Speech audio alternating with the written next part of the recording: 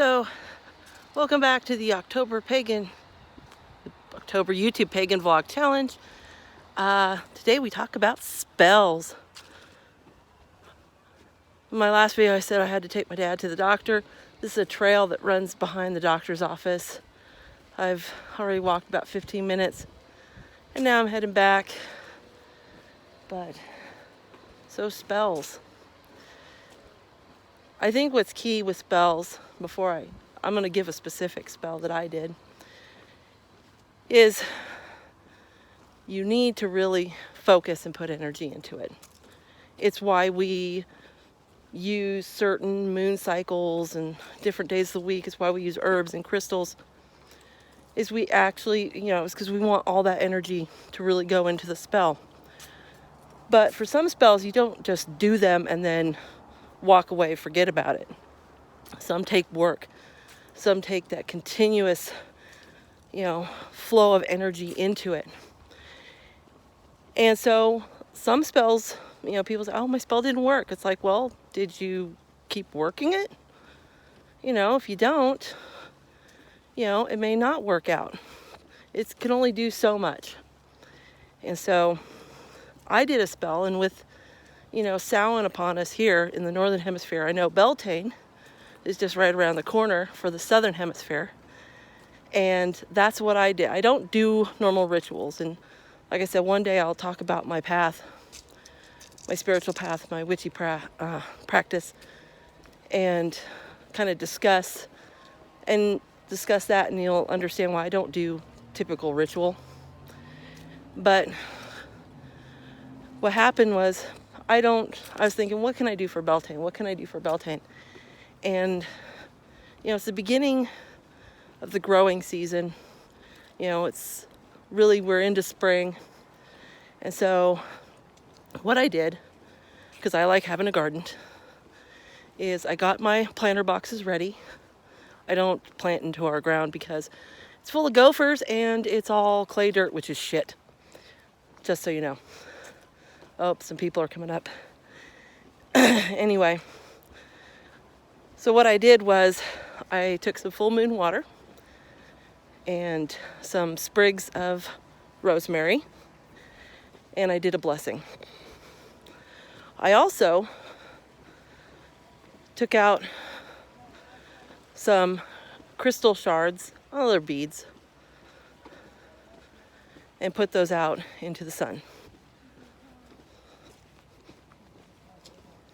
Hello. Hi.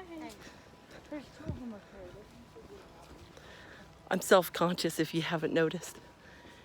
Anyway, so I took some clear crystal beads that I got at my bead store and I put those out into the sun on Beltane. Now, what did I do with those exactly is I allowed the energy of Beltane to kind of consecrate them and focus that energy into the crystals.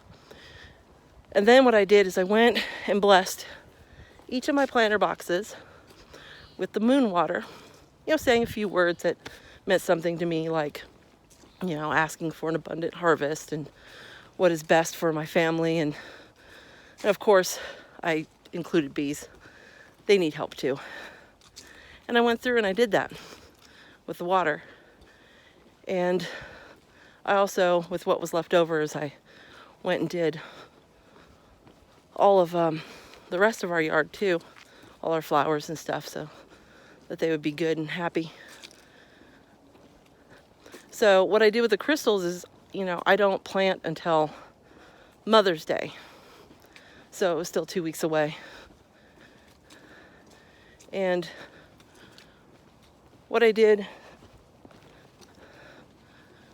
come Mother's Day is I took each of the pieces of crystal and put one in with each starter as I planted it. And I said a few words. And so that Beltane energy and all the energy I put in with the blessing went in to each of the plants in each of the planter boxes. But I also made a promise that I would continue to care for the garden. That was my part.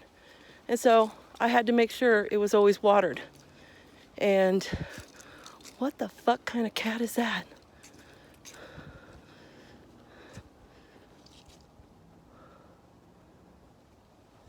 Oh fuck, I think that's a tiny little bobcat. It don't look right. I'm gonna stop here. Anyway, so I had to water and do all that and have all that fun stuff going on. Hi, kitty.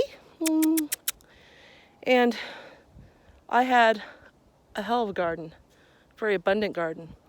But because it wasn't just that I did the spell, as I kept working the spell all summer long until just recently when I finally pulled my garden out. So that's just a little tip on spells. And for those in the Southern Hemisphere, if you want to do a Beltane blessing on your garden, that's what I did. It seemed to work. But remember, put some work into it. And now I'm going to take some pictures of that cat, because I'm pretty sure that's a bobcat, because it don't look right. So, have a good day. Much love and blessings. Bye.